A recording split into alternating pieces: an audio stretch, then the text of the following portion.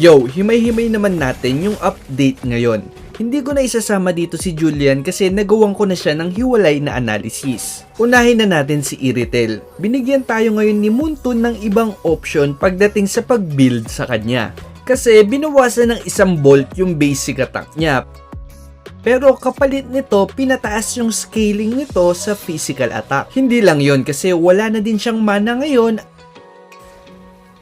at nakakakuha siya ng energy kada lumalakad siya. Same sa passive ni Khalid. Pag napuno mo yung energy bar, magkakaroon ka ng isa pang additional bolt sa basic attack mo. Kaya ang laking buff nung dagdag 20% physical attack sa scaling ng bolts niya. Pwede mo na ngayong i-consider bumuo ng damage item tulad ng Hunter Strike na bagay din sa passive niya dahil sa movement speed nito. Pwede ring mag Blade of Despair, Malefic Roar o kaya Berserker Fury. Ang kagandahan pa dito, pwede mo na yung partneran ng Weapon Mastery para sa 15% additional physical attack. O kaya naman, pwede ka rin mag-Electro Flash na bagay rin sa passive mo. In-adjust din yung ulti niya, medyo pinababa yung damage pero pinatuli naman yung preparation time ng passive nito. Kaya bawi lang kung maglalakad-lakad ka habang umaatake. Interesting naman yung naging buff kay Tamus. Kasi tinanggal na yung mga sunog effect ng mga atake niya. Pero kapalit nito, pag hawak mo yung karet mo, may chance na ma-trigger ng basic attack mo yung burst of lava. At hindi lang yan kasi mas matuli na yung activation nito ngayon. Napakagandang buff nito kasi napakadaling ilagan nito dati. Nakatakbo na yung kalaban, hindi pa to pumuputok. Dahil sa bagong mechanics, mas naging beneficial na kay Tamus yung mga attack speed item tulad ng Demon Hunter Sword na napaka-in-demand ngayon dahil sa tank meta. Bukod pa dyan, pag hinagis mo yung skill 1 mo, pwede mo na tong pindutin ulit para bumalik sa'yo. Mas madaling paraan to para matrigger yung passive niya.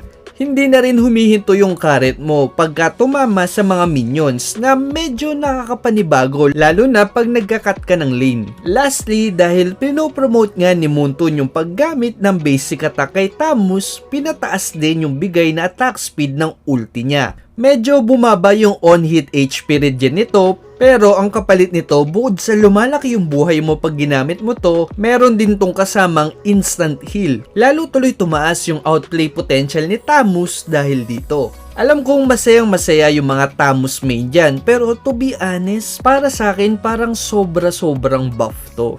Kasi okay naman yung dating Tamus, kaya namang maipagsabayan sa XP lane tapos decent sa meta. Kaya ang suggestion ko, abusuhin nyo na kagad to sa rank game kasi malaking chance na ma-nerf kagad to. Mas pinadali namang gamitin si Kimi ngayon kasi pwede mo nang ipang-aim yung skill 1 mo. At sa wakas, makalipas ang ilang MPL season, naayos na din yung bug sa paboritong hero ni Coach Daki, si Diggy. Hindi mo na ngayon pwedeng i-trigger yung Aegis pagka itlog ka. Same din sa Curse Helmet at Molten Essence, hindi na sila gumagana ngayon. Kapalit naman ito, tumaas ng konti yung shield sa ulti ni Diggy.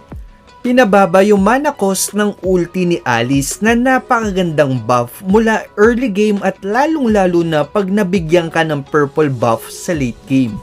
Tuloy-tuloy pa rin si Moonton sa pag-buff kay Florine. Pinataas yung damage scaling ng skill 1 niya based sa magic power bonus na hindi naman ganun ka big deal kasi support naman siya, hindi naman siya mage. Yung ultimate niya yung interesting kasi almost doble yung tinaas ng HP regen nito. Ang issue ko lang dito yung buff na to, beneficial siya sa mga mid lane Florine kasi hindi naman matuli makabuo ng item yung mga roamer na Florine, kaya tingin ko hindi ito yung buff na kailangan ni Florine.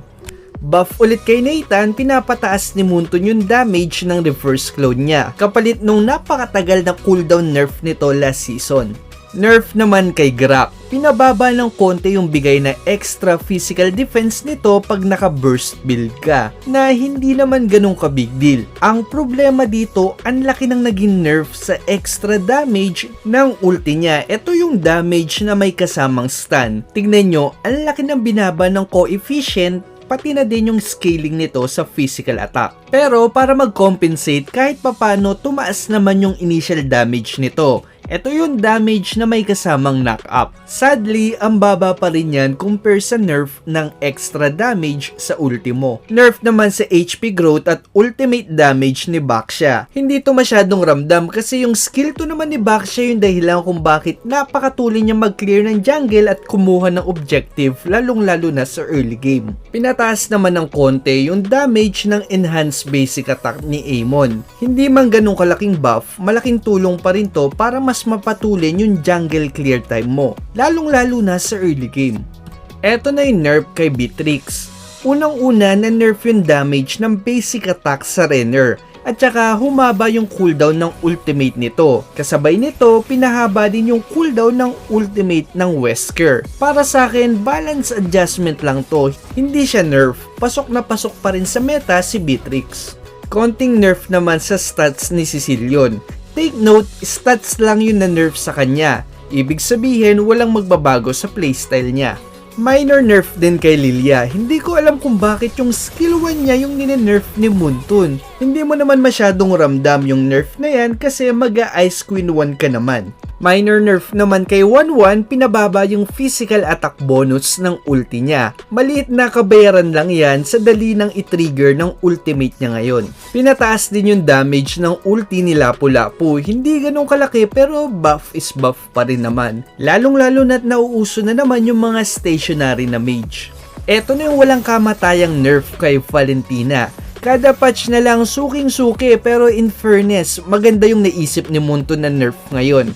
Pinababa yung XP na makukuha niya galing sa passive. Tapos, pinataas ng konti yung cooldown para sa dash. Decent nerf to para sa akin. Saktong-sakto lang para makonsider pa rin natin si Valentina. Minor buff naman sa early game ni Bruno, pinataas yung damage ng skill 1 niya. Tingin ko dinadagdagan lang talaga ni Muntun yung mga option natin sa gold lane. Minor buff din kay Nana, pinataas yung damage ng boomerang niya. Tapos, saktong buff lang din sa passive ni Pharsa, mas pinaiksi yung cooldown niyan. Ibig sabihin, more damage sa mga mahahabang clash. Saktong buff lang to kasi parating na din yung MSC skin niya. Pinataas naman yung damage ng basic attack ni Edith pagka long range siya. Pinataas din ni Muntun yung damage ng Lord para daw hindi na masyadong tumagal yung laban. Ibig sabihin lang nito, mas importante nang i-contest yung Lord ngayon. Binuff din yung Twilight Armor, na hype lang daw kasi tayo tapos hindi na natin ginamit, kaya pinababa yung cooldown nito at pinataas yung base damage. Decent buff siya, enough para ma-consider natin siya, lalong-lalo na tank meta tayo ngayon. Isipin nyo na lang dahil dito sa loob ng 6 na segundo, 4 na beses nyo na siyang matitrigger ngayon. Medyo na-nerf naman yung damage sa non-minions ng Curse Helmet at Molten Essence. Pero kapalit nito, mas pinataas yung damage niya sa mga minions. Bagay na bagay to sa mga XP laner na bitin yung wave clear. Last patch pa pinagtitripan ni Munton yung immortality. Inuubos niya talaga yung physical defense nito. Sa spell naman, pinahina yung damage reflection ng Vengeance. Masyado daw kasing nagugulpe yung mga marksman. Tapos, eto na yung pinakamagandang buff sa spell ngayon. Nakaka-interrupt na ng skill yung Petrify, katulad ng ulti ni Claude. Dahil dito, feeling ko mas madalas na nating makikita sa pro scene to. Pinalakas din yung Flame Retribution, pero to be honest, tingin ko hindi pa rin gagamitin to kasi ang problema sa Flame Retribution is yung concept talaga niya. Ito nga pala yung raffle natin today. Kung bago ka lang sa channel natin, namimigay ako ng epic skin, emote, name change card at saka starlight kada mag-upload ako ng video. Ang kailangan nyo lang gawin ay mag-subscribe, i-like tong video to at mag-share ka ng tips or experience mo na connected sa topic natin. Para to sa mga subscriber natin na nag-uumpisa pa lang at gusto pang matuto. Lahat ng comments dito ira-raffle ko sa susunod na video. Ito na muna yung raffle natin ngayon. Ang mapapanalunan mo ay